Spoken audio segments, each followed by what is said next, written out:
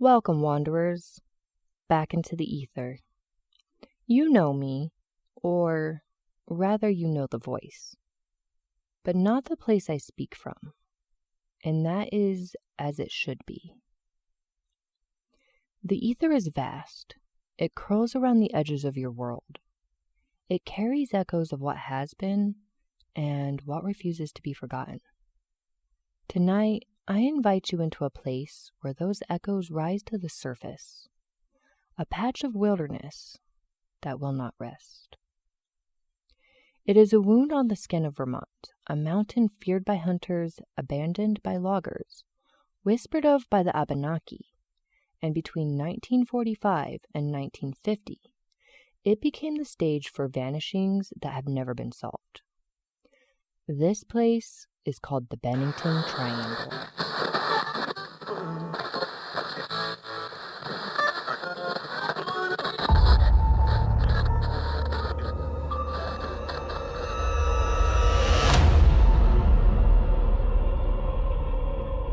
Through shadows and static, where silence shivers, the veil grows thin and something slithers from echoes above to the dark below. Follow the ripples into the deep unknown, with ruin as your spectral guide. Step through the mist where the secrets hide. Only the brave will wander deeper into the dark, the strange, the ether. The first file begins on November 12, 1945. Mitty Rivers, 74 years old, a lifelong resident of the Bennington area. Tall, wiry, weathered from decades outdoors. Mitty was no stranger to these woods. In fact, he was trusted as a hunting guide, relied upon by younger men who lacked his knowledge of the mountain's turns and moods. That morning, Rivers led 4 hunters into the hills around Brickford Hollow, near the slopes of Glastenbury.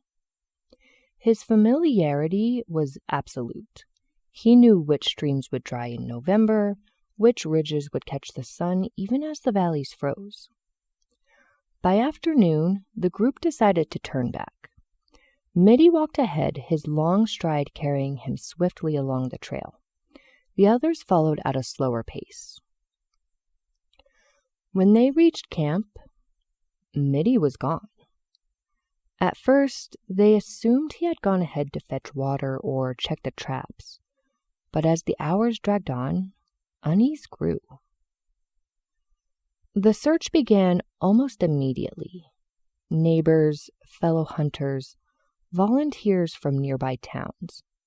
Within days, the Bennington Banner reported over 300 people had joined the effort. Bloodhounds were brought in from New Hampshire. They did pick up on Rivers' trail, strong at first, but it ended abruptly at a stream crossing. This is the phrase repeated in multiple reports. The scent ended. No footsteps beyond, no clothing, no sign of a struggle. The official record, preserved in local press clippings and Vermont State Police notes, closed with silence. The body of Mitty Rivers was never recovered. For hunters, Rivers' disappearance was chilling. He was not some college student unprepared for the terrain. He was not a frail invalid. He was the one who knew the land, but the mountain didn't return him. Locals whispered of the Glastenbury curse. The Abenaki had long warned against the area, calling it taboo land. Early European settlers spoke of strange winds meeting at the peak, creating weather that shifted without warning. What mattered was this. The first ripple had been felt. A man who should never have been lost gone without a trace. 1 year later, the mountain took again. December 1st, 1946. Paula Jean Weldon, 18 years old, a sophomore at Bennington College. That Sunday afternoon was unseasonably warm. Students lounged on campus lawns, and Paula, feeling restless, decided to take a walk along the long trail which passed near the campus.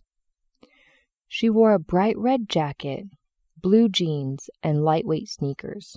No purse, no identification, no heavy coat, though the evening would soon turn cold. Multiple witnesses saw Paula. A contractor working near Route 9 remembered her walking past, heading towards the trail. A couple hiking recalled giving her directions, and they later told police that she seemed cheerful and energetic. Several Bennington residents noticed her distinctive red jacket on the path as dusk settled. But then, she was gone. When she failed to return by Monday, her roommate grew worried. The alarm spread. The search was one of the largest in Vermont history at the time. According to the Bennington Banner and Rutland Herald, over 400 volunteers scoured the long trail and surrounding woods. Police, firefighters, students, even military units joined. Bloodhounds were once again deployed. At first, they caught her scent near the trailhead, but then lost it entirely as though she had vanished into thin air. The New York Times, December 6, 1946, reported a wide area had been scoured by hundreds of volunteers, but there is no clue to the girl's whereabouts. Air searches followed. Planes circled the valleys, watching for flashes of red in the trees. None were ever seen.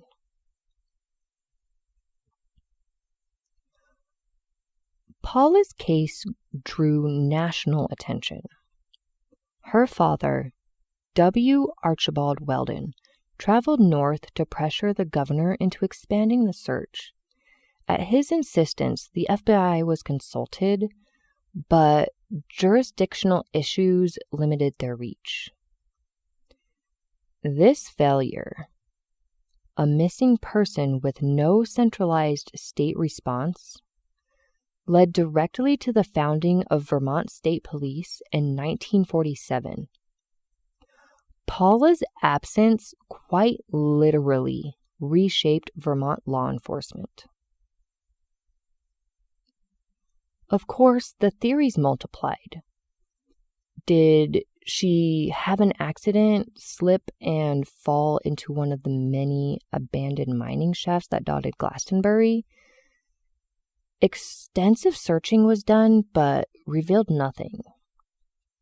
Some suggested she left voluntarily, that she ran away, but all her belongings were untouched in her dormitory.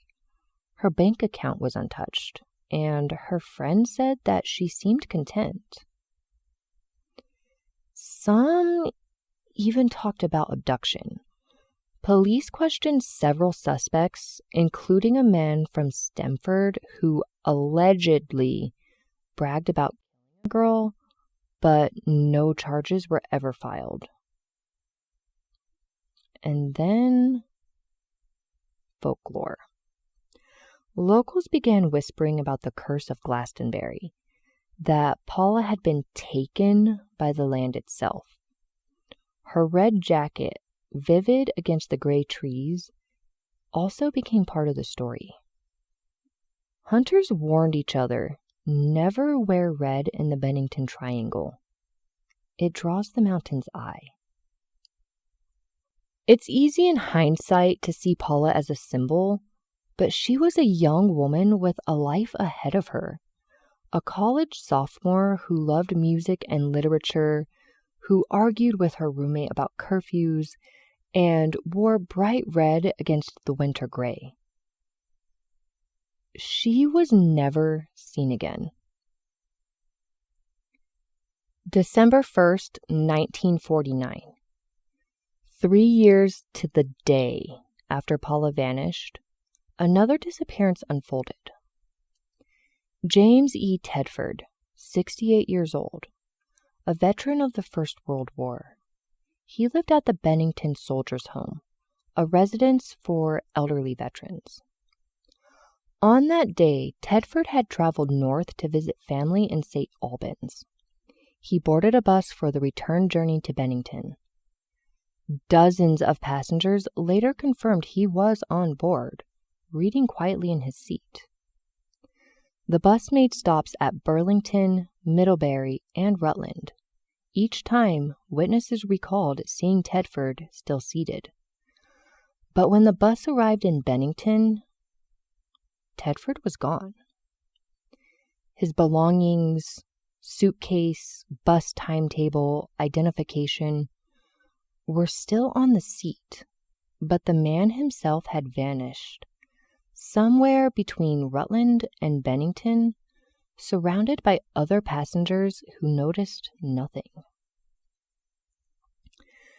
The Bennington Evening Banner, December 2nd, 1949, noted, Mr. Tedford was last seen on the bus, but upon its arrival in Bennington, he was missing. His possessions were still in place, but no trace of the man has been found.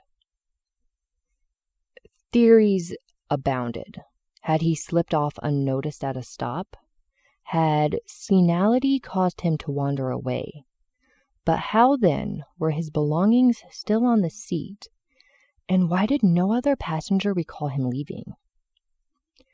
Tedford had vanished, not in the wilderness, but from the liminal space of a bus moving through it.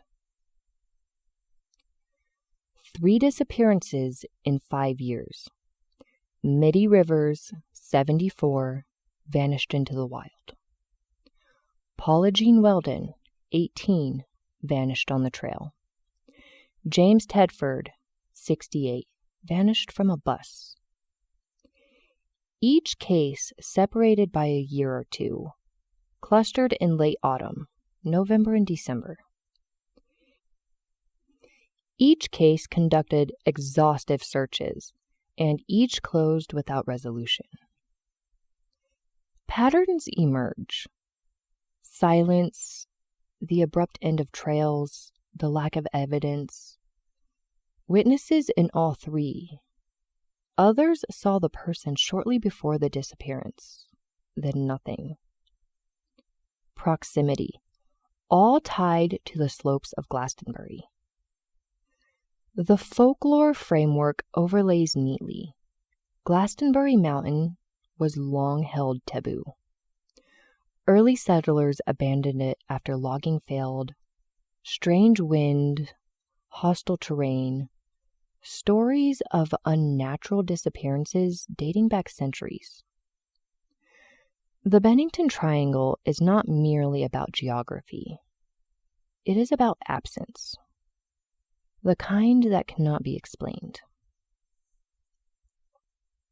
The Bennington Triangle remains an unsolved wound in Vermont's history. Mitty Rivers, Paula Jean Weldon, James Tedford. The names etched in the silence of the mountain. When you walk the long trail or drive the dark stretch of Route 9, remember them. Remember their names. The forest remembers, and the veil grows thin.